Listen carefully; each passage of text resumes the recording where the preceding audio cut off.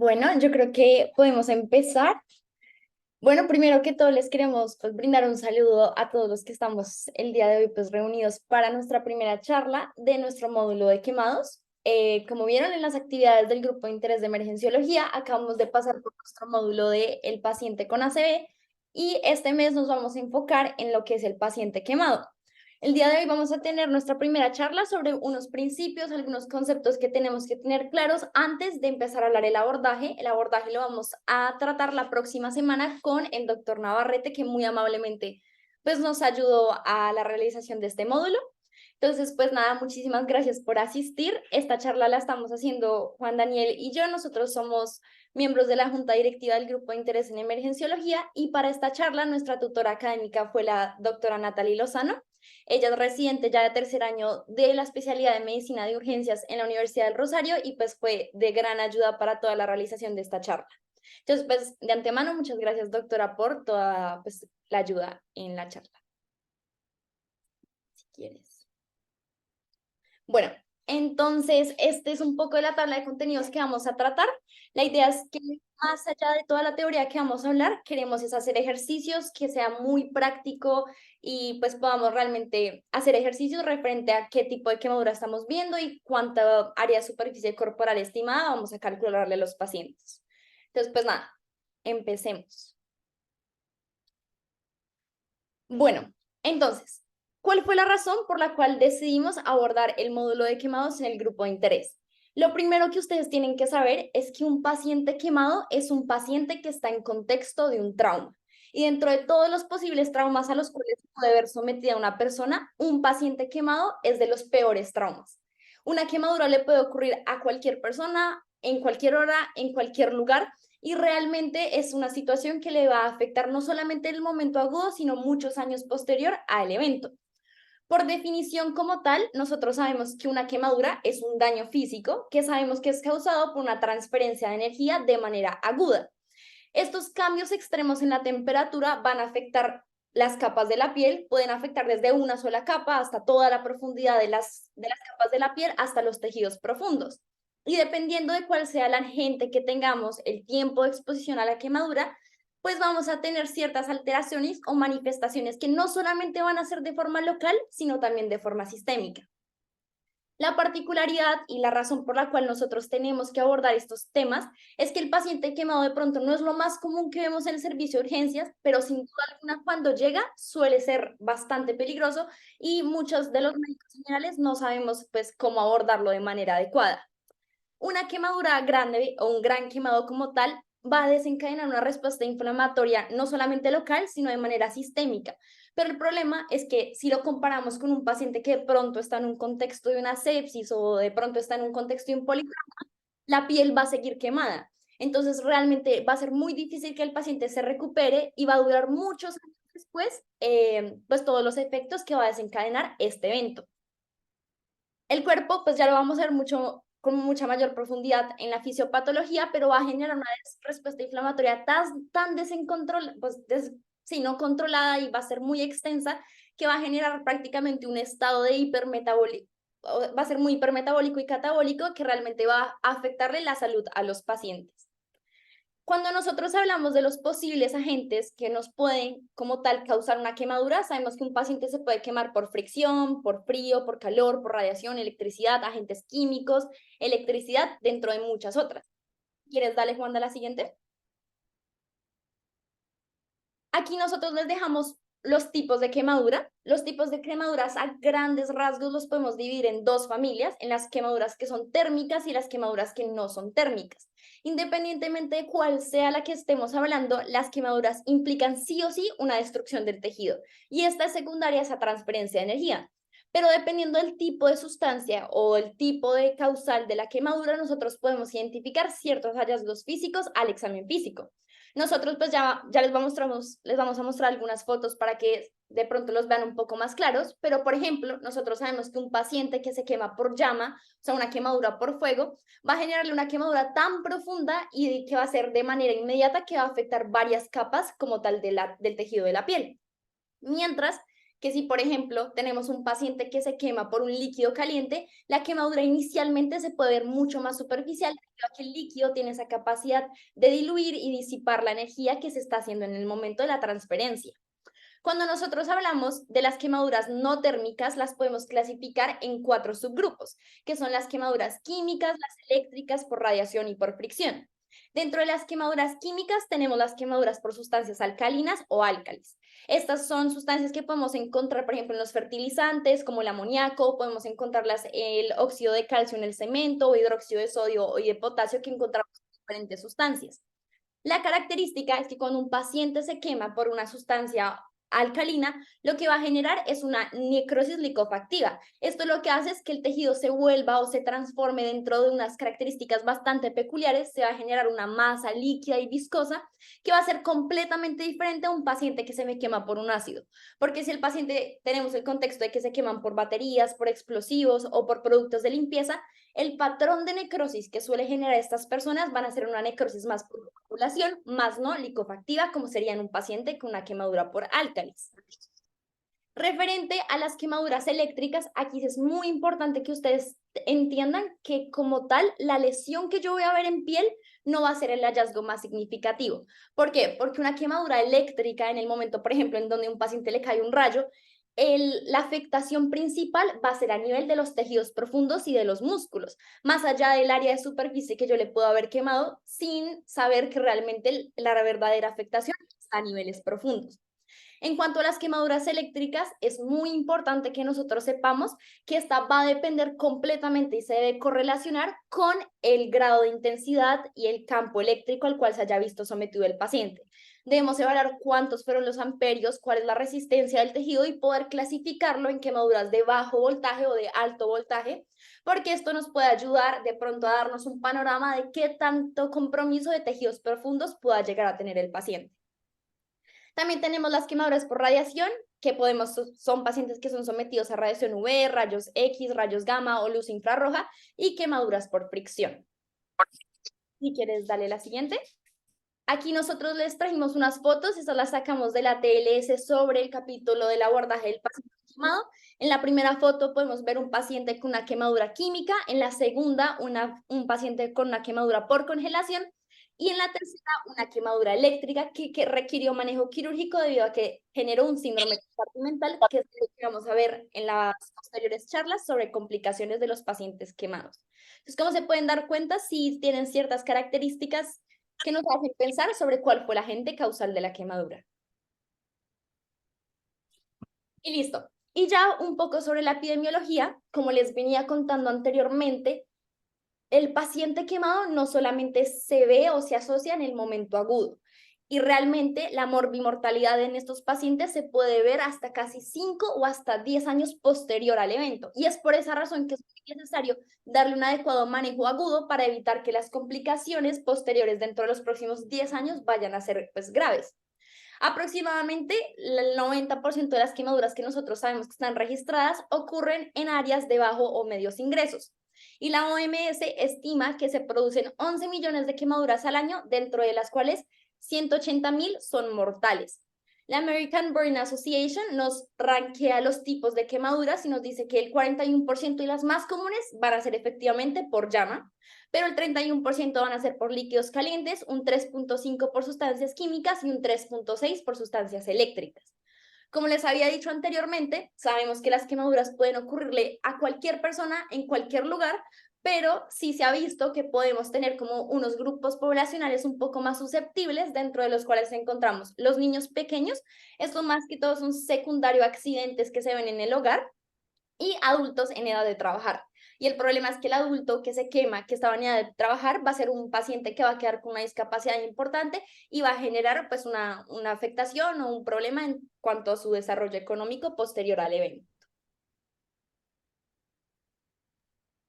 Bien, bueno, entonces ya para poder entrar un poco más en materia acerca de lo que va a ser la quemadura y poder, digamos que entender un poco ese proceso acerca de cómo va la fisiopatología y nuestros resultados a largo plazo, por qué se dan, pues lo primero es importante identificar cómo funciona la anatomía de la piel. Así que voy a darles unos detalles particulares acerca de la anatomía de la piel. La idea es que no vamos a entrar en muchas especificidades acerca de este proceso pero sí es importante reconocer cuáles son las diferentes capas porque al momento de identificar la clínica del paciente y las características que podemos ver de forma visual en la quemadura, pues conocer la anatomía va a ser uno de los elementos fundamentales para poder definir qué quemadura puede tener nuestro paciente. Entonces, lo primero que vamos a encontrar sería la epidermis. La epidermis es una capa de la piel que va a ser particularmente vascular y va a estar dada particularmente por queratinocitos. Aquí lo que vamos a tener es un crecimiento que se va a dar desde la profundidad hacia la capa más superficial y van a empezar a generar un recambio celular de forma progresiva. Por debajo de la epidermis lo que vamos a tener es la dermis. La dermis se va a dividir en dos partes particularmente, la dermis papilar y la dermis reticular. Estas divisiones van a estar dadas particularmente por la organización y la presentación de diferentes fibras de colágeno que vamos a tener presente, pero digamos que la división de la dermis entre papilar y reticular va a ser fundamental para poder abordar la clasificación del paciente quemado y ya más adelante les vamos a mostrar en qué se diferencian las quemaduras tipo 2 superficial y tipo 2 profundas, que son las que vamos a encontrar en esta zona. ¿Qué nos interesa de la dermis? La dermis es la zona en la cual le vamos a dar funcionalidad a la piel. Allí vamos a encontrar todos los elementos particulares que van a dar origen a los anexos. Vamos a encontrar todos los núcleos neurológicos que van a estar relacionados con la sensibilidad. Vamos a encontrar los elementos vasculares de la piel que van a terminar generando nutrición de la epidermis. Y adicionalmente es un sitio que puede llegar a generar una alta respuesta inflamatoria asociada a la capacidad de respuesta vascular que se puede tener al momento de presentar alteraciones en esa zona. Entonces, como pueden ver, la dermis es la zona más gruesa que tenemos y además es la zona que es más funcional en términos de la respuesta que podemos tener en caso de que exista algún tipo de lesión. Y ya lo que tenemos en la parte de más abajo sería la hipodermis. Entonces, en este caso, lo que vamos a encontrar particularmente sería tejido adiposo y particularmente tendríamos también elementos vasculares, nerviosos asociados a esta porción de la piel. Sin embargo, ya en este punto de la hipodermis tenemos que empezar a considerar la relación de la piel junto con otros elementos orgánicos. Es decir, si está la piel, relacionarlo con el músculo, si está la piel, relacionarlo con algún elemento cartilaginoso, porque ya después de la hipodermis lo más probable es que si tenemos daño en esta tercera capa, pueda existir con mayor probabilidad daño en los siguientes elementos que vamos a encontrar a nivel profundo. Entonces, eso, digamos que respecto a la anatomía de la piel para que tengamos en cuenta y podamos hacer la relación con lo que les voy a contar ahora acerca de la fisiopatología. Entonces, para poder iniciar con la fisiopatología, los principios básicos que hay que conocer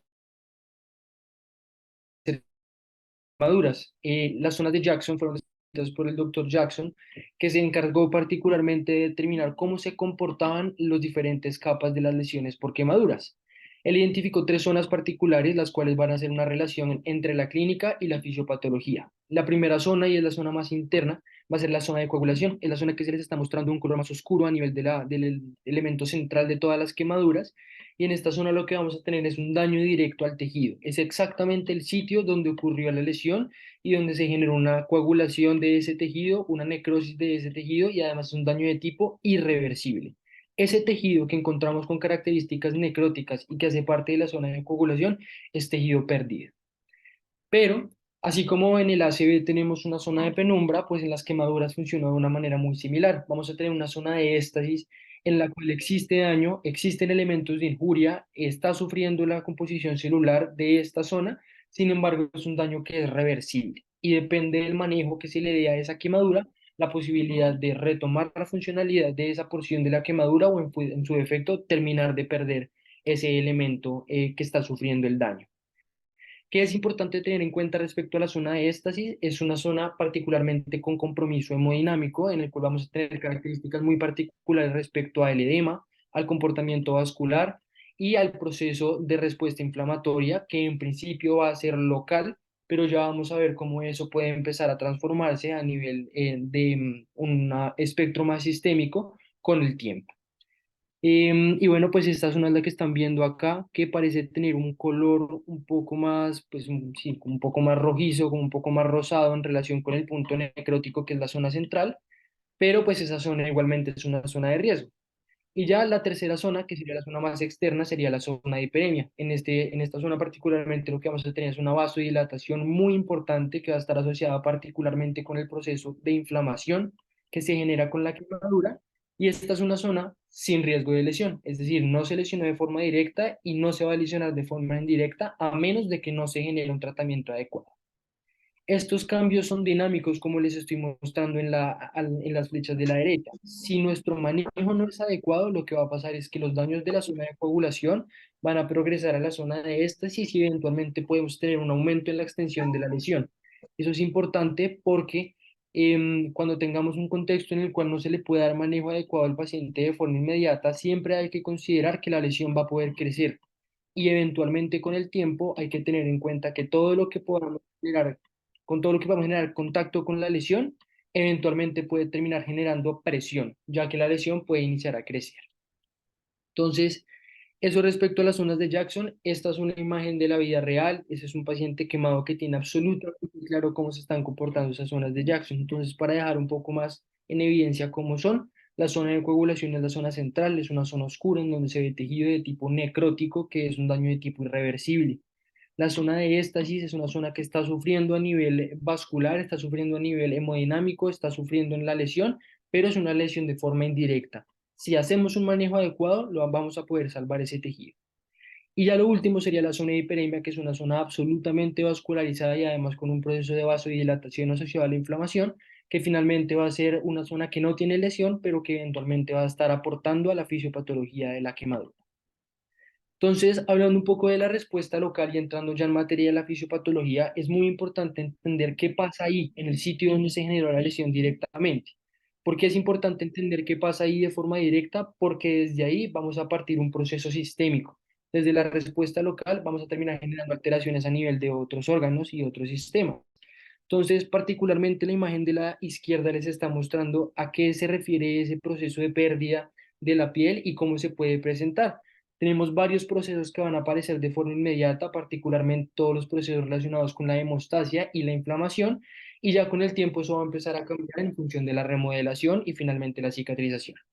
Pero ¿qué pasa de forma inmediata? Apenas aparece la lesión, vamos a tener pues un daño evidente que es a nivel tisular, eso va a terminar generando alteraciones en cuanto a en los inicios de las cascadas de la coagulación, vamos a tener activación de la función plaquetaria y adicionalmente, como tenemos una lesión tisular, vamos a generar un proceso de respuesta inflamatoria.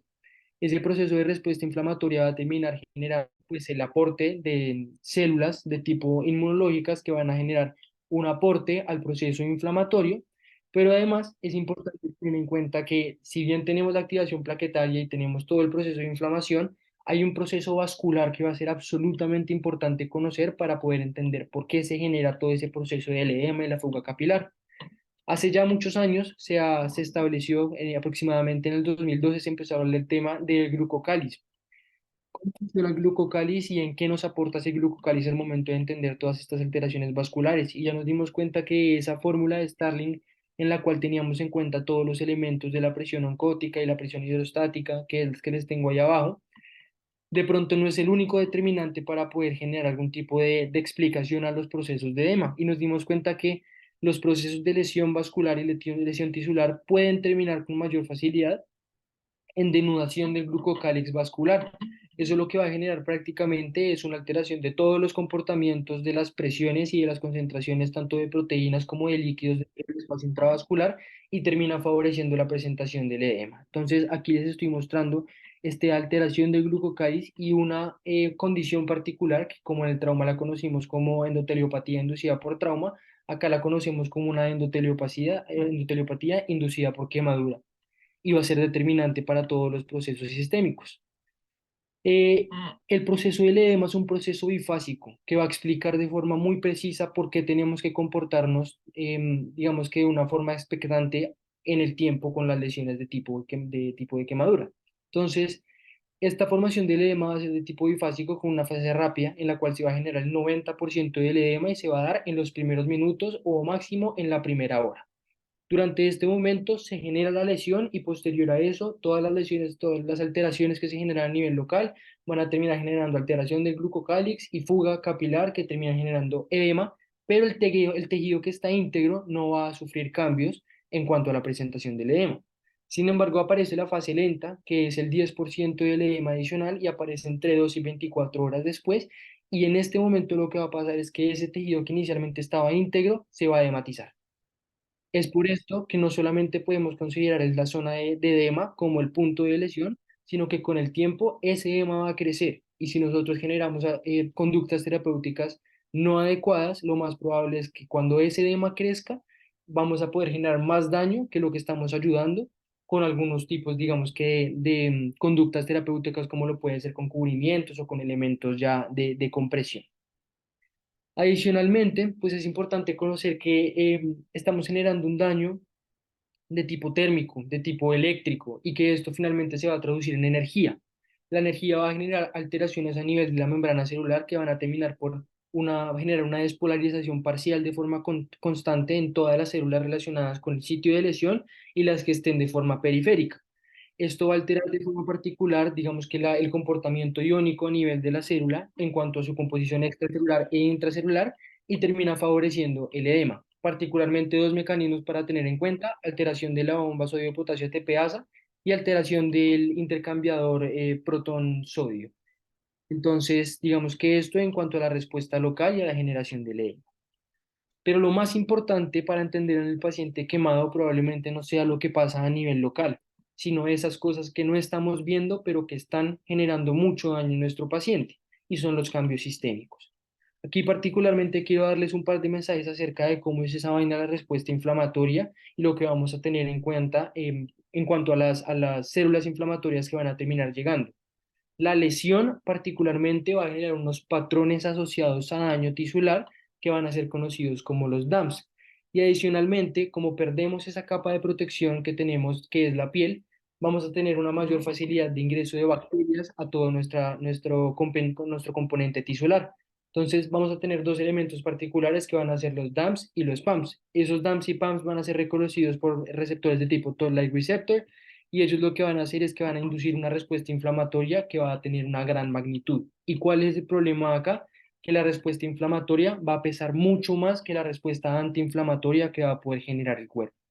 Entonces, más o menos lo que va a pasar es que se va a activar este factor de transcripción que es el NF-kappa beta, y va a inducir una respuesta inflamatoria sistémica por medio de la activación de monocitos, de células T, de macrófagos, de neutrófilos, de todos los elementos asociados al complemento. Y finalmente, esto va a generar unos cambios a nivel sistémicos. ¿Qué va a pasar? Estos cambios a nivel sistémicos van a generar inicialmente una respuesta inmediata que va a favorecer una respuesta inmunológica, pero esa respuesta inmunológica con el tiempo va a empezar a fallar. Entonces, básicamente, esto está relacionado a un mecanismo molecular por el cual toda la respuesta TH1, que es la que en principio nos está, ay, qué pena, que es la que en principio nos estaba ayudando pues digamos que establecer la respuesta inmunológica, va a empezar a favorecer la secreción de TNF-alfa, de interleuquina 6 y interleuquina 10. Y estos elementos particularmente van a favorecer un paso de respuesta de TH1 a perfil TH2. Y nos va a generar un resultado neto que va a ser inmunosupresión. Entonces, se puede ver como un pico de respuesta que inicialmente sí genera una respuesta inmunológica efectiva, pero termina traduciéndose en inmunosupresión. Respecto a los cambios metabólicos, hay dos fases que se describen: la fase de ebb y la fase de flow o la fase de flujo. La fase de ebb es la primera fase que vamos a tener en cuanto a la respuesta y va a ser una fase de hipometabolismo. Hay tanto estrés a nivel local que todos los elementos sistémicos se van a empezar a apagar. Se va a ahorrar energía para poder focalizar toda la respuesta y todos los elementos de respuesta a esa zona de la lesión. Entonces, esta fase particularmente va a tener una duración de 76 a 96 horas aproximadamente. Genera un comportamiento hipodinámico de la circulación, una disminución del consumo de oxígeno, se genera procesos de hiperglicemia y adicionalmente está concentrada en la respuesta inflamatoria y en la respuesta inmunológica. Estos, digamos que mecanismos van a estar también relacionados con todos los procesos moleculares asociados a la disfunción mitocondrial y al estrés del retículo endoplasmático que vamos a tener a nivel celular de todas las células que están siendo afectadas por la lesión. Y posteriormente vamos a pasar a la flow phase o a la fase de flujo, por medio de la cual se va a aumentar el metabolismo y por eso se define como una fase hipermetabólica. Esta va a durar entre 4 a 5 días y puede llegar hasta 3 años. Entonces, el cuadro del quemado realmente es un cuadro crónico. En esta fase lo que va a pasar es que se van a privilegiar todos los procesos catabólicos por encima de los anabólicos. El balance nitrogenado va a ser negativo, ya que vamos a estar favoreciendo la proteólisis de forma constante para poder favorecer la gluconeogénesis. Adicionalmente, la circulación se va a empezar a comportar de forma hiperdinámica, va a haber un aumento del consumo de oxígeno y la hiperglicemia va a permanecer constante. Sin embargo, ya en esta fase vamos a estar teniendo una hiperglicemia asociada a la alteración metabólica de los procesos de gluconeogénesis y además la resistencia a la insulina. ¿Cuál es el resultado neto de esta fase de flujo? Las pérdidas. Vamos a ir en pérdidas metabólicas de todo tipo que van a terminar empeorando el estado crónico del paciente. La imagen que les dejo a la izquierda es una imagen muy interesante en la cual logra relacionar la gran mayoría de los sistemas corporales y nos están mostrando cómo se comportan todos estos cambios que van a terminar generando, digamos que tres elementos particulares: la hiperglicemia y la hiperlipidemia, el catabolismo general a nivel sistémico y finalmente del daño orgánico, la disfunción orgánica, la sepsis y la muerte. Entonces, digamos que esto es todo lo que está pasando. Sin embargo, me gustaría hacer énfasis en tres elementos particulares: las alteraciones metabólicas relacionadas con el hígado, las alteraciones renales, y ya más adelante les contaré cuál va a ser el siguiente. Pero respecto al hígado, pues sabemos que el hígado es un elemento fundamental para el correcto funcionamiento de la gran mayoría de las funciones corporales y vamos a tener una alteración metabólica en cuanto a todos los procesos relacionados con la gluconeogénesis y el aporte de sustratos que no son de tipo glúcidos para poder generar glucosa. Entonces, básicamente lo que vamos a tener es una hiperglicemia persistente que va a estar asociada a un aumento en los procesos de lipólisis, a un aumento en los procesos de glucogenólisis, a un aumento en los procesos de proteólisis para generar gluconeogénesis, y lo que vamos a tener como resultado final es un aumento de esa glicemia de forma persistente y que va a terminar generando cambios a nivel sistémico también en cuanto al comportamiento metabólico. Adicionalmente, alteraciones en la coagulación, vamos a tener alteraciones en el metabolismo de las vitaminas que van a ser necesarias también para los procesos de coagulación, alteraciones a nivel de los sistemas biliares y particularmente me gustaría mencionarles las alteraciones a nivel endocrinológico. Parte importante de las hormonas que logramos generar y digamos que metabolizar también se van a dar por procesos hepáticos. Y estas hormonas van a generar un comportamiento anómalo a nivel sistémico en caso de que el hígado nos empiece a fallar. Entonces, los tres elementos particulares que me gustaría dejarles de mensaje acerca de las alteraciones hepáticas que modifican el metabolismo sería que se favorece la glicólisis anaerobia, que se aumenta y digamos que no se logra metabolizar de forma adecuada las catecolaminas y además esto asociado con un aumento en la respuesta del sistema nervioso autónomo a nivel simpático, pues va a generar un estado hipermetabólico importante y adicionalmente se van a favorecer todos los procesos de gluconeogénesis, ya sea por proteólisis, por lipólisis o por glicólisis. En cuanto al sistema renal, pues ya vimos todas las alteraciones en cuanto al edema y el edema lo que nos va a generar es una disminución del volumen circulante efectivo. Se traduce en hipovolemia. Adicionalmente vamos a tener una depresión miocárdica que más adelante les diré exactamente cómo funciona, pero esto todo se traduce en un bajo gasto cardíaco. Esto va a activar el eje renina-angiotensina-aldosterona y va a activar los mecanismos de la hormona antidiurética, todos siendo elementos vasoconstrictores, por lo que vamos a empezar a tener un desequilibrio entre los elementos vasoconstrictores y los vasodilatadores que van a terminar generando procesos de disminución en el aporte de oxígeno y de flujo sanguíneo. Esto digamos que son las alteraciones particulares y las formas en las que las vemos en el tiempo. Entonces, como les estaba contando, la respuesta inflamatoria aumenta en un pico de forma importante y ya después empieza a bajar en un elemento de inmunosupresión. Posteriormente, el hipermetabolismo sí va a aumentar y se va a mantener de forma elevada en cuanto el tiempo pasa y la respuesta hormonal va a empezar a disminuir. Las hormonas que nos van a estimular todo eso: cortisol, catecolamina, glucagón y dopamina, la tasa metabólica basal se va a poder mantener aumentada incluso en un 110% hasta dentro de los 12 meses posteriores a la lesión, y pues todos los elementos inflamatorios van a ser factores modificadores crónicos del estado metabólico. Y es exactamente esto lo que les estoy comentando. Las alteraciones en cuanto a la respuesta inflamatoria y las alteraciones hormonales van a terminar generando alteración inmunológica, alteración endocrina, y todo esto se traduce en inmunosupresión a largo plazo. Estos ya pues, los últimos mensajes respecto a la fisiopatología que me gustaría comentarles, porque tiene características particulares y va a ser fundamental poder tratarlo. Es un elemento que se ha conocido como el choque del quemado y va a estar dado particularmente por la hipovolemia asociada a la depresión miocárdica. Entonces, como pueden ver en la tabla de la izquierda, todos los elementos que están asociados al comportamiento cardiovascular van a estar disminuidos. Pero a diferencia, por ejemplo, de un choque hemorrágico, el hematocrito y la hemoglobina van a estar aumentadas por un proceso de hemoconcentración, por todos los procesos relacionados con la fuga capilar y el edema que se está generando. Entonces, El edema finalmente genera hipovolemia, se genera vasoconstricción periférica y pulmonar de forma refleja, se genera estrés a nivel de los tejidos, además el corazón va a empezar a estresarse por lo que va a aumentar su función, eso termina en fatiga cardiovascular y además tenemos un elemento que se ha intentado describir en múltiples ocasiones que se conoce como el factor depresor miocárdico. Se presume que probablemente sea una interleuquina, pero pues no tenemos datos exactos todavía acerca de ese factor, pero pues digamos que sabemos que existe algún factor en particular que genera esta depresión. Entonces, esta depresión miocárdica va a estar dada particularmente por unos efectos neurogénicos inmediatos. Esto va a darse entre los 18 y las 30 horas iniciales posteriores a la lesión y después el tiempo de recuperación que será de 48 a 60 horas. ¿Qué pasa? Hay apoptosis miocárdica. El TNF-alfa es un factor depresor de la función cardiovascular. Alteraciones en el metabolismo del potasio, del calcio, perdón. Aumento en el óxido nítrico que también reduce la función cardiovascular y las citoquinas van a inflamar el corazón.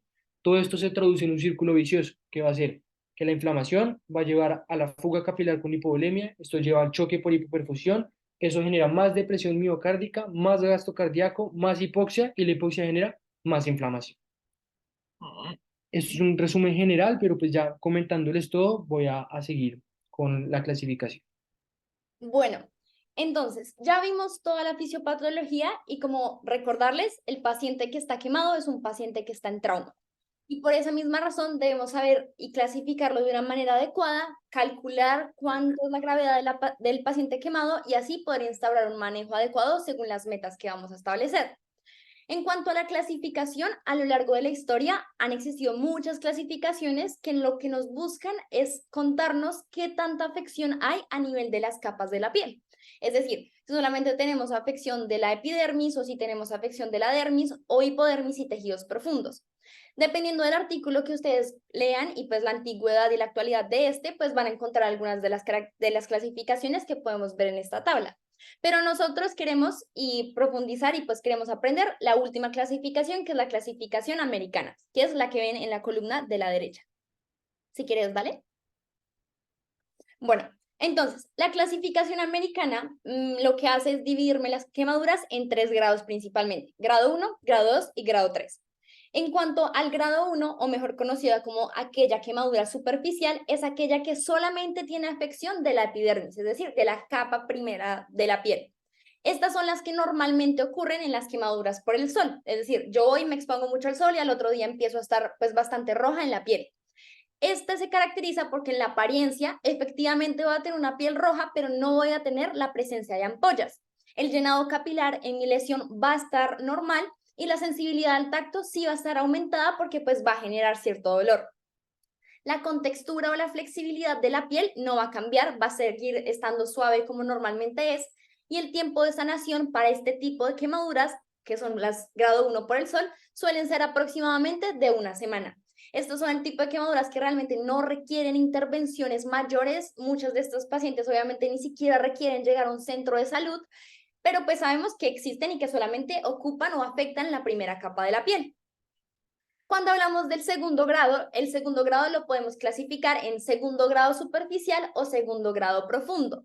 El segundo grado superficial, que es como el 2A, hace referencia a unas quemaduras en donde vamos a tener una piel completamente eritematosa, pero la clave es que vamos a tener la presencia de ampollas aquí. Aquí el llenado capilar va a seguir estando normal, la sensibilidad al tacto va a estar muy aumentada. Realmente las quemaduras que más duelen van a ser las grado 2 superficiales.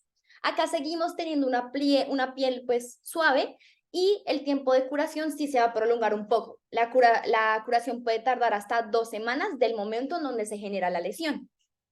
Ahora bien, tenemos el segundo grado profundo y esta hace referencia a las quemaduras que nosotros vemos prácticamente como pálidas, ya sin presencia de ampollas. Acá el llenado capilar sí se empieza a ver comprometido y la sensibilidad al tacto va a ser muy poca. Realmente el paciente va a referir dolor únicamente si yo hago tacto profundo. Esto debido a que ya ciertas terminaciones nerviosas que nos permiten el tacto y la sensación se van a ver pues comprometidas secundarias a la lesión. En cuanto a la flexibilidad, el paciente sí va a tener una piel ligeramente tensa, pero igual conserva un cierto grado de flexibilidad y el tiempo de sanación sí va a ser de 2 a 3 semanas. Y ya por último tenemos la quemadura del tercer grado o el espesor completo. Estas son las peores quemaduras. Aquí la clave es que la piel ya va a estar completamente blanca y el llenado capilar va a estar ausente, la sensibilidad al tacto va a estar completamente comprometida, al paciente realmente no le va a doler y la flexibilidad va a estar muy comprometida, va a ser una piel que va a estar rígida prácticamente como un cuero. Y el tiempo de curación sí va a ser mucho mayor, puede durar hasta 3 semanas. Nosotros sabemos que cuando un paciente, por ejemplo, un gran quemado, ingresa a la sala, no es común que solamente tenga, por ejemplo, un grado 2 superficial, sino que realmente puede tener una porción de 2 superficial, una porción de 2 profunda y ciertas porciones en grado 3. Pero aquí lo importante es que nosotros hagamos una clasificación adecuada porque el manejo posterior sí va a depender mucho. Por ejemplo, si yo tengo un paciente con quemaduras graves, lo más posible es que vaya a requerir un tratamiento, no sé, con apósitos antimicrobianos, tópicos, cirugías por parte pues, de la especialidad de cirugía plástica y su curación pues va a tardar mucho más. Mientras que si llega un paciente con un grado 1, pues lo más posible es que él ni siquiera llegue a un centro de salud. ¿Dale? Acá esta foto es bastante pues, esquemática sobre las capas de la piel que se afectan. Acá nosotros en la primera foto vemos un primer grado, donde solamente tenemos afección de la epidermis. En la segunda y tercera foto ya estamos hablando más de un grado 2 profundo y grado 2 superficial, en donde sí tenemos ya compromiso de la dermis. Y ya después las últimas dos fotos hacen referencia al grado 3, en donde ya podemos tener compromiso hasta de estructuras profundas, como lo podrían ser el músculo y el hueso. Aquí en esta clasificación lo dividen de grado 1 a 4, pero nosotros nos vamos a quedar con que la clasificación americana nos dice que tenemos 3 grados principales de quemaduras. Listo, entonces, ya teniendo pues lo anterior y la explicación y la tabla resumen, la idea es que pues empecemos a practicar cómo lucen las quemaduras. Entonces, pues acá tenemos la primera lesión, vemos un paciente que tiene un plano, pues una lesión bastante eritematosa con presencia de ampollas. Entonces, según estos hallazgos, pues no sé si alguien quiere decirlo por el chat o por el micrófono, como qué tipo de lesión cree que tiene. No sé si alguien se anime. Yo creo que es segundo grado superficial. Segundo grado superficial. Acá dicen que B, perfecto.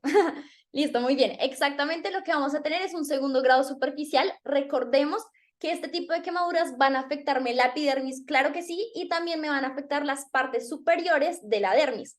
Este es el tipo de quemaduras más dolorosas de todos y vamos a tener, como bien vemos en la foto, eritema, un aumento en la temperatura corporal y la presencia de ampollas va a ser el factor clave para identificar un grado 2 superficial. Si quieres, darle la siguiente. Listo, acá tenemos otro caso. Este es un paciente que ingresa pues al servicio y solamente refiere eritema y bastante dolor. No sé cuál crean que puede llegar a tener. Listo, aquí en el chat están diciendo que primer grado. Perfecto. Dale, Juanda. Efectivamente, vamos a tener un primer grado. Todos hemos tenido un primer grado. Son las quemaduras que se ven por el sol. Afectan únicamente la primera capa de la piel, que va a ser la epidermis, y pues son las que suelen resolver bastante rápido. Acá vamos a tener una piel roja, eritematosa, con ausencia de ampollas. Y sí podemos tener cierta hinchazón, pero pues es algo que se puede controlar con hidratación en la piel y pues si se requiere leche de magnesia para controlar el dolor. Porque sí vamos a tener una sensibilidad un poco más aumentada que lo pues, que normalmente tiene una persona. Listo. Ahora tenemos esta lesión de aquí, lo que podemos ver es como un fondo pálido, rosa claro, no tenemos presencia de ampollas. ¿Cuál lesión creen que podría ser? Listo, acá dicen que sí. Excelente, muy bien. Efectivamente tenemos un grado 2 profundo, si quieres darle la siguiente, Wanda. Entonces, sabemos que este tipo de quemaduras lo que van a afectar es las capas ya más profundas de la dermis sin comprometer como tal la hipodermis. Estos pacientes no van a tener ampollas, pero sí vamos a tener un efecto como o sea, más pálido en cuanto a la piel, no va a ser tan eritematosa como sí podría ser un 2 superficial o un primer grado. Acá es clave que el paciente no va a referir tanto dolor, a menos de que yo ejerza presión, porque solamente van a quedar como disponibles ciertos tipos de receptores que tenemos a nivel de la piel, que muchos pues obviamente ya se vieron afectados por la quemadura y la lesión inicial. Siguiente. Listo. Y ya por último tenemos esto. No sé qué tipo de lesión crean que sea. Tercer grado. Exacto. ¿Quién más dice? Listo. Si quieres, dale. Listo. Efectivamente tenemos un tercer grado. Estas se caracterizan por ser lesiones que van a tener afectación de la epidermis, dermis, de la hipodermis, del tejido subcutáneo que está debajo y hasta las estructuras profundas. Este se caracteriza porque ya vamos a tener una piel completamente pálida y va a estar muy rígida. Creo que esa es la clave que nosotros tenemos que tener para identificarla. Es que al momento de que ustedes lo toquen va a ser prácticamente como un cuero, va a ser bastante dura. Y el paciente ya en este punto ni siquiera va a referir dolor por toda la afectación que hay a nivel de las estructuras pues sensitivas que tenemos en la piel.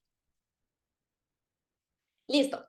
Entonces, como mensaje final, tenemos 3 grados de quemaduras. Dependiendo de qué tantas capas de la piel se vean afectadas, pues vamos a poder clasificarlas en estos 3 grados.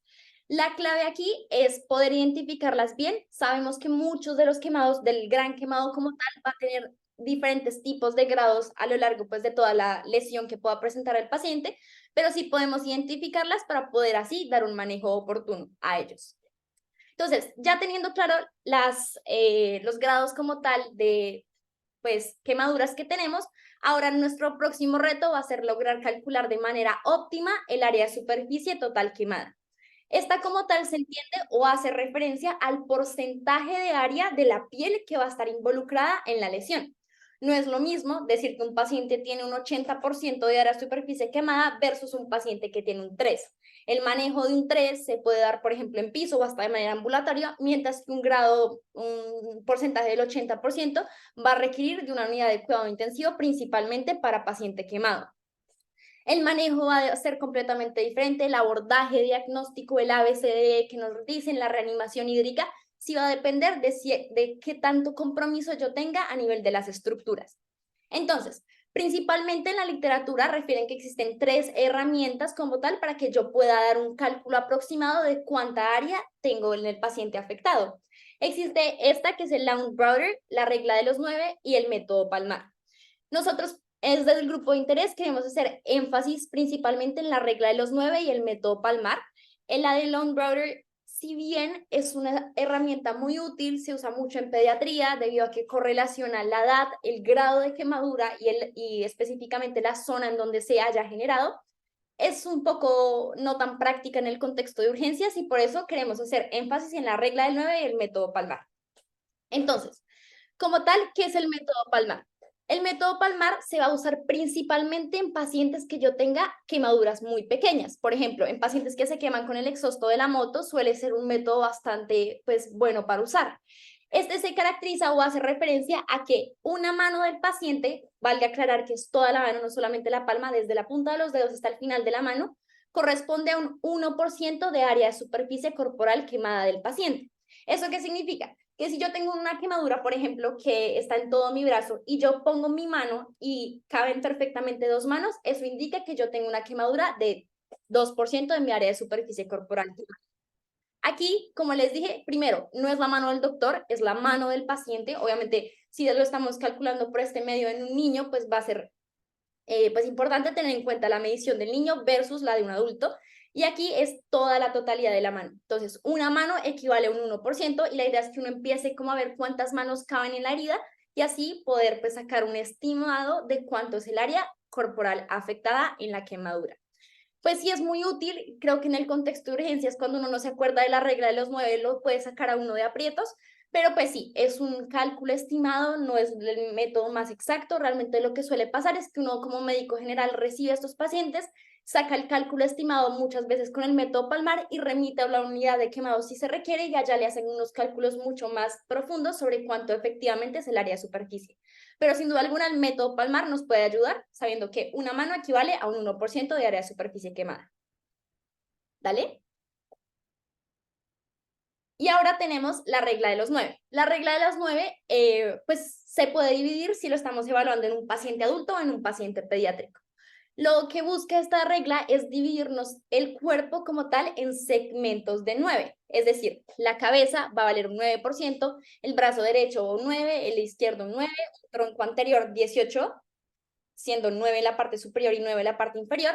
El tronco posterior lo mismo, 9 arriba y 9 abajo. La zona genital sí va a corresponder a un 1% del área de superficie y la pierna derecha un 9% en la parte anterior y 9% en la parte posterior, y lo mismo con la izquierda. Sé que al principio, como cuando uno lo ve, es un poco como difícil acordarse de todos los números, pero la idea es que tengamos esta foto de referencia.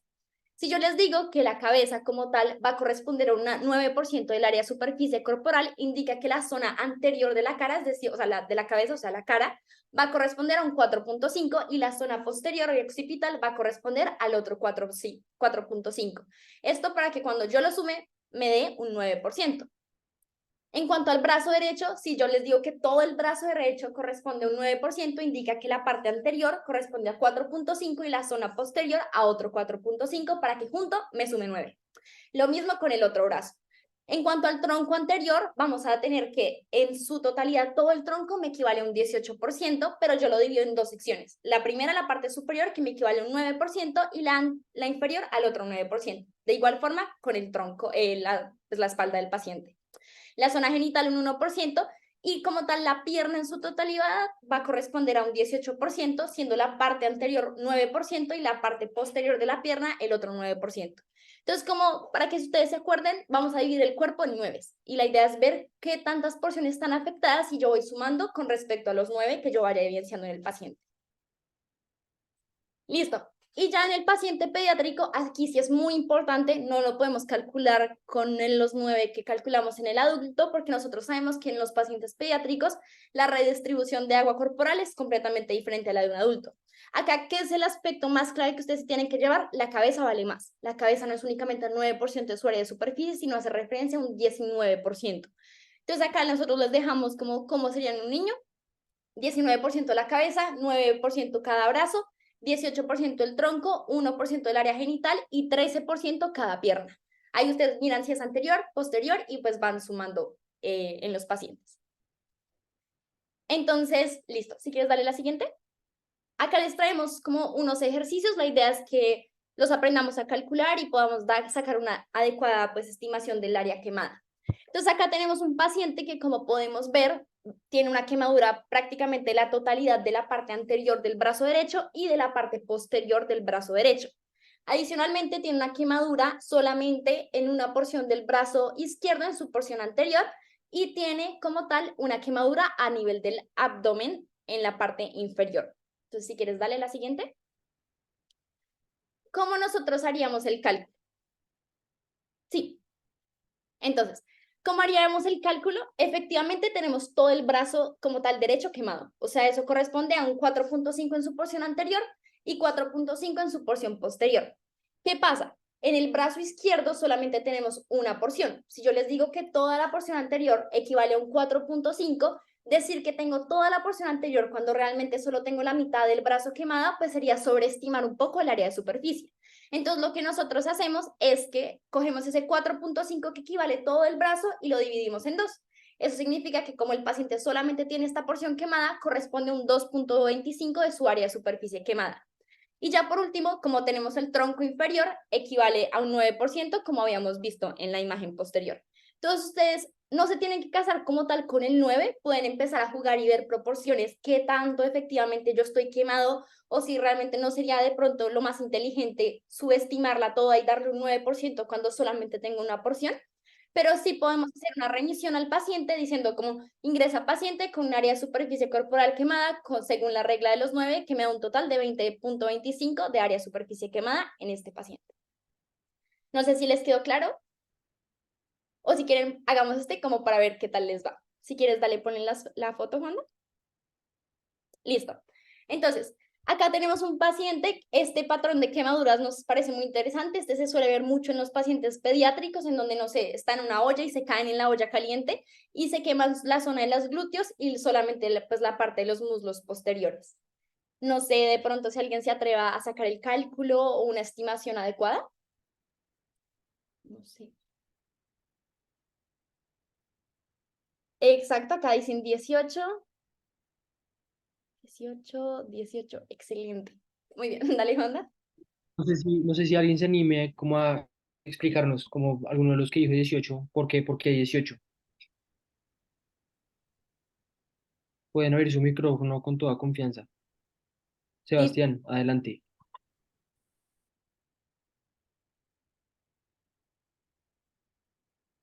Bueno, pues es básicamente porque la región, digamos, de la zona del glúteo, pues equivale según la imagen a un 9%, que es el cuadrito verde que está señalando.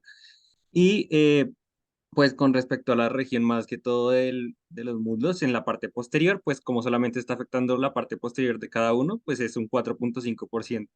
Entonces si sumamos 4,5 y 4,5, nos da otra vez 9% y pues sumados 18. perfecto. Mejor no lo pudiste explicar.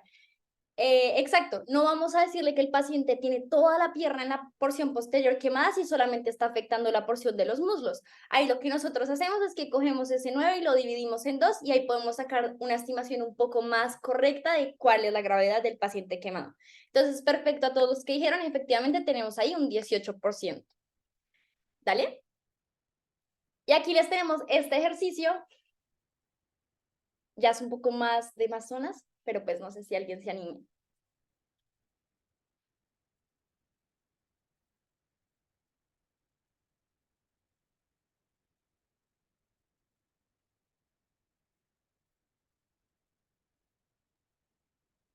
Pueden enviar sus respuestas por el chat.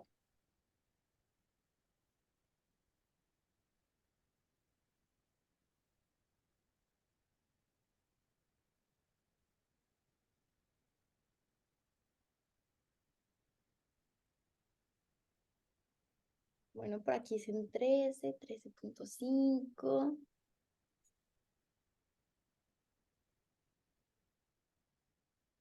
Bueno, si quieren, lo podemos hacer.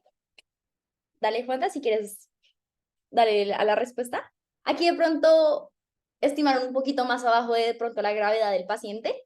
Entonces, aquí como tal tenemos, le vamos a dar un 9% al paciente debido a que es toda su porción anterior del tórax va a estar quemado. O sea, ahí ya tenemos un 9%. Nosotros sabemos que en nuestro brazo, en su porción anterior, toda la totalidad corresponde a un 4.5. El paciente efectivamente no tiene todo el brazo quemado.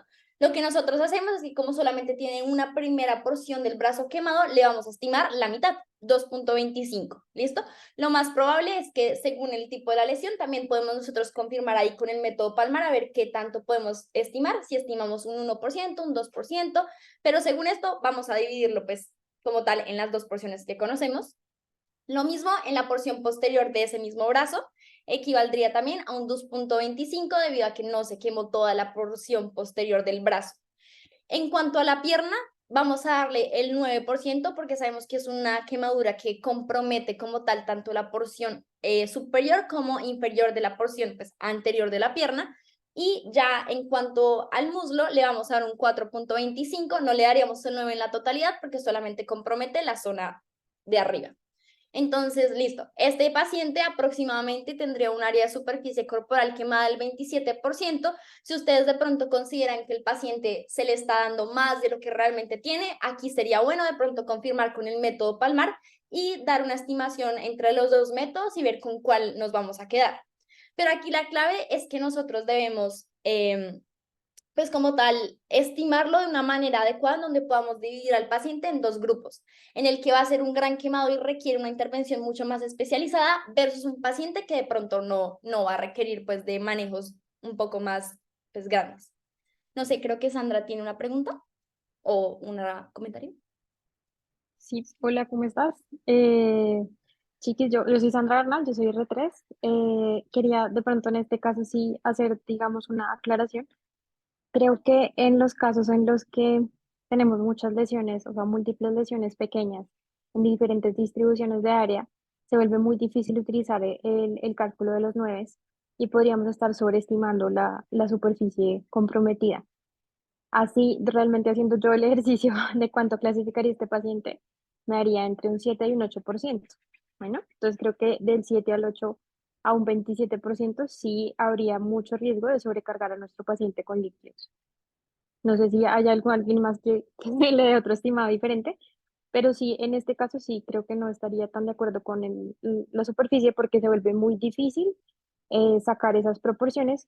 Incluso mira que cuando coge solamente en el miembro inferior derecho, coge un pedacito de muslo, rodilla, un pedacito de pierna, pero no es circunferencial, ni siquiera ocupa toda la cara anterior. Entonces ahí es cuando uno empieza como a jugar con cuál sería el mejor estimado. Listo, doctora. Sí, Sí, claro. de acuerdo con Sandra. Ay, perdón, vale. En estos casos era en los que hablábamos cuando revisábamos la presentación, que es mejor si no compromete el área completa, que en teoría es el 9%, calcularlo con la mano, que sería el 1%, porque entonces uno termina haciendo una sobreestimación y ahí viene el riesgo de em, reanimar un paciente con un área de superficie corporal quemada mucho más grande de lo que realmente es, ¿sí? Que eso también puede ser perjudicial si nadie se da cuenta a tiempo, entonces le metemos líquidos como si fuera un 27% y en realidad es un 7, un 10%. Podemos favorecer complicaciones como los síndromes compartimentales. Entonces, em, yo sé que lo que pasa es que Vale y Juan querían como buscar fotos reales para poder hacer este ejercicio y que quedara un poquito más claro lo del cálculo de superficie corporal, pero pues buscar fotos reales es realmente difícil. La mayoría, como lo hablábamos la vez pasada, pues terminan siendo fotos que se toman directamente en las unidades de quemados y que se vuelven como parte del archivo privado de cada unidad. Entonces, con el muñequito, pues queda un poquito difícil hacer el cálculo, por ejemplo, con lo del 1%. Pero totalmente de acuerdo con lo que dice Sandra, cuando son zonas tan chiquitas o tan aisladas, en últimas es mejor hacer, pues como irse un poquito más precisos con el 1% y estimarla de esa forma para no calcular una superficie mucho más grande de lo que realmente es. Doctor Luis Fernando, adelante. Hola chicos, yo quería simplemente hacer un comentario al margen que no sé si lo explicaron, que es otro error que cometemos como médicos generales muy frecuentemente y es sobreestimar el área de la superficie corporal quemada teniendo en cuenta las diferentes profundidades de la quemadura. ¿A qué me refiero? Solamente tenemos que hacer conteo del área de superficie cuando la quemadura es de grado 2 en adelante. Las grado 1 no cuentan dentro de la superficie corporal quemada. Eso tengámoslo en cuenta sobre todo para esos pacientes como por fogonazo, en donde realmente la periferia de la quemadura la consideraríamos de grado 1 y ese grado 1 es el que no vamos a cuantificar dentro de la quemadura y que si lo estimamos dentro de la quemadura podría, como decía la doctora Sandra, pues estar encharcando a nuestro paciente. Es solamente eso. Listo, claro que sí. Muchas gracias por las aclaraciones. Entonces, pues como mensaje final, sabemos que de pronto para quemaduras que son un poco más pequeñas, como les habíamos dicho, pues sí se prefiere de pronto confirmar con el método Palmar del 1% para no sobreestimar y así pues de pronto sobrecargar en cuanto al manejo y la reanimación hídrica a nuestro paciente. Entonces, aquí pues sí, efectivamente, pues queríamos darles fotos pues un poco más reales. Aquí sí, con el muñeco pues es un poco más difícil, pero pues si ustedes se ven enfrentados en cuanto ya pues cuando seamos médicos generales a este tipo de quemados, sí será importante que si tenemos el compromiso ya de pronto de toda la extremidad, sí valdría la pena usar una regla de 9, pero sí son lesiones bastante pequeñas y así como dispersas, sí mejor confirmar con el método Palmar. Listo. Y ya para terminar, el último mensaje que queremos darle acerca de, pues, de todo lo que hablamos de las clasificación de las quemaduras, pues sería la gravedad. Entonces, aquí es importante considerar el área de superficie corporal quemada y esto nos daría una aproximación acerca de cómo podemos manejar este paciente. ¿Cuáles son las limitaciones que tiene esta clasificación de gravedad? Que si bien cuantifica el área de superficie corporal quemada, no cuantifica la gravedad o más bien la profundidad de la quemadura. Entonces, pues no es lo mismo tener un 10% de área de superficie corporal quemada con un grado 3 a tener un 10% de área de superficie corporal quemada, pero con un grado 2 superficial. Entonces, es digamos que uno de las limitantes que tiene. Sin embargo, aquí nos están mostrando en niños, adultos, adulto mayor y en general en todas las condiciones, en todos los grupos etarios, cuándo deberíamos considerar ciertos porcentajes de área de superficie corporal para determinar dónde manejar ese paciente. ¿Qué quiero hacerles énfasis en qué quiero que nos quedemos y resaltemos aquí en el paciente que es grave o el que conocemos como el gran quemado? Estos pacientes en niños son los que tienen más del 10% de área de superficie corporal quemada, en adultos cuando hay más de un 20% de área de superficie corporal quemada, en adulto mayor otra vez un 10%, niños y adulto mayor se comportan muy similar, y finalmente cuando tenemos un más de 5% de área de superficie corporal quemada, que viene con quemaduras de tipo eléctrico, que viene con quemaduras en áreas especiales o que viene con un trauma asociado significativo. En estos casos, ese paciente tiene que ser remitido a una unidad de cuidado intensivo de quemados para poder hacerles un manejo particular y pues hacerles un manejo específico respecto a la patología que están manejando. ¿Por qué? Porque posterior a estos porcentajes es cuando se empiezan a ver la mayor cantidad de complicaciones sistémicas asociadas a la fisiopatología de la quemadura. Y pues ya las moderadas y las leves pues van a ser los porcentajes que vienen inferiores a los que les estaba comentando del gran quemado, y pues estos podrán ser manejados como externos o como en admisión, pero sin necesidad de unidad de cuidado intensivo. Sin embargo, este sería solamente una aproximación. Tenemos que hacer las caracterizaciones específicas de cada paciente, considerar las características de cada caso y se definirán los manejos. Pero eso lo vamos a comentar con el doctor Navarrete en nuestra próxima charla, que queremos promocionarla de una vez. El doctor Navarrete es médico cirujano de la Universidad Nacional, especialista en medicina de emergencias de la Universidad del Rosario y actualmente trabaja como emergenciólogo en la unidad de cuidados intensivos de quemados en el Hospital Simón Bolívar. Es miembro del International Society of Burn Injuries y es definitivamente una de las personas que más sabe en manejo del paciente quemado en el país. Y para nosotros es un placer tenerlo con nosotros. Así que para tener más información, los invitamos a nuestra próxima charla. Y por hoy, pues sería la información que queríamos compartirles. Estamos abiertos a preguntas desde ya. Muchísimas gracias. Igual también, pues en nuestro Instagram del EMIC vamos a estar como tal dándoles y dejándoles ejercicios para calcular el área de superficie, de pronto con unas fotos y pues saber cómo clasificarla en grados, como para ir entrenando, porque no hay mejor forma pues de saberlo que pues viendo las imágenes en los pacientes quemados. Es para que también estén atentos ahí para pues que puedan seguir practicando. Entonces, no sé si tengan, como ya dijo Juanda, alguna pregunta. Acá que tenemos a varios residentes y también creo que el doctor Navarrete tuvo la oportunidad de pronto de conectarse un poco. No sé si tienen preguntas o alguna aclaración adicional.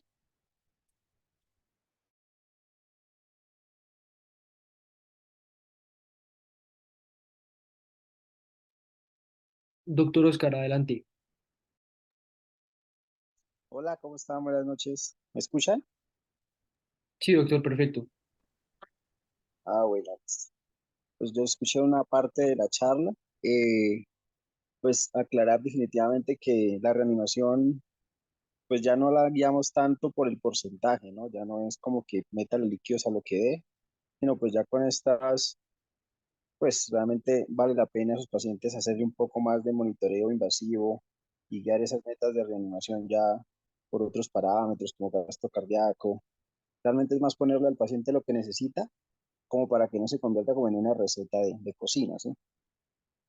Entonces, pues definitivamente hay otras formas de reanimarlos que no sea por la superficie, pero claro, evidentemente, entre más superficie corporal total esté afectada, pues obviamente aumenta el riesgo de complicaciones y mortalidad en los pacientes que van muy de la mano con las cosas que más vayamos a necesitar.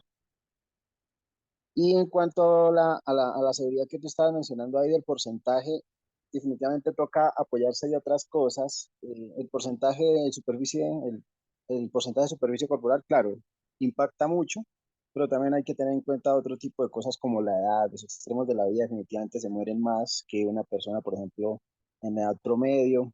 Hay algunas escalas como la escala de APSI que se le ayuda a caracterizar un poco mejor esa mortalidad en esos pacientes.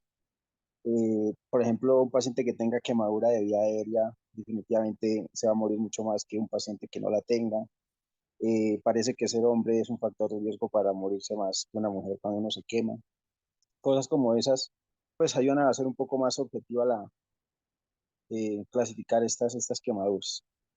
Y no, finalmente, pues agradecerles, muy buena, realmente hacen ustedes un gran trabajo. Entonces, cualquier cosa que necesiten, ahí estamos. Gracias, doctor. Felicitaciones. Doctora Natalie, adelante. No, pues felicitaciones, chicos, muy, muy, muy juiciosos con la charla. Muchas gracias a Sandra, a Luisfer y a Osquitar que pues se conectaron. Muchas gracias también pues a todos los que están conectados porque yo sé que en pleno partido de la selección de pronto nos quitaba un poco de audiencia. El objetivo de la charla pues era realmente hablar como un poquito de toda la fisiopatología y dar un paso inicial a la charla del doctor Norberto Navarrete. Lo que dice Osquitar es muy cierto y de hecho también digamos que tocamos el tema con Vale y con Juan. La reanimación ya está mucho más allá de calcule el porcentaje de superficie corporal y póngale líquidos y déjelo ahí. Pero pues digamos que es un tema que se va a abordar en la charla del doctor Navarrete, entonces por eso fue que realmente nos enfocamos un poco más en cómo podíamos llegar a calcular esa área de superficie y la idea pues en la siguiente charla sería hablar de finalmente cómo se hace la reanimación, cómo la iniciamos y cómo la vamos enfocando. Pero felicitarlos chicos, muy muy bien, muy juiciosos, invitarlos a todos pues a la siguiente charla con el doctor. Muchas gracias, doctora. Bueno, creo que, Vale, ¿recibiste alguna pregunta? No, creo que Listo. Bueno, entonces, nada, pues no siendo más, muchas gracias a todos por acompañarnos, gracias por quedarse durante la charla, algunos mensajes importantes para nuestro desempeño como médicos generales eventualmente y nada, nos vemos entonces la próxima semana para nuestra charla con el doctor Navarrete. No perdamos esta oportunidad que tenemos para poder aprender de un verdadero experto en el tema. Entonces, pues no siendo más, sería todo por hoy. Muchas gracias a todos. muchas gracias.